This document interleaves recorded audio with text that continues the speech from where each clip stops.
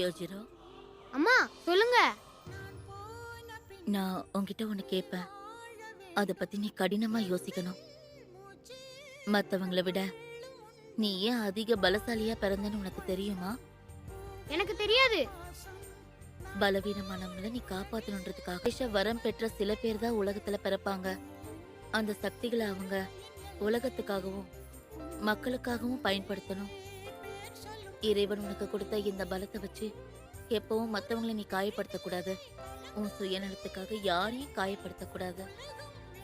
பலசாலியா பிறந்தவங்க மத்தவங்களுக்கு உதவணும். அதுதான் அவங்களோட முக்கியமான கடமையா இருக்கணும். பொறுப்போட அவங்க கடமையை செஞ்சே ஆகணும். உனக்கு இது புரியுதா? இந்த விஷயத்த என்னைக்கும் நீ மறக்கவே கூடாது. மாட்டேன்.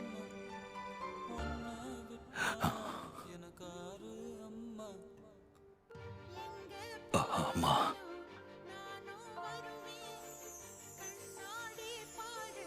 நான் செஞ்சது சரி நீங்க நினைக்கிறீங்களா? என் கடமைகளை நான் சரியா செஞ்சனா, நீங்க சொன்ன மாதிரி செஞ்சனா,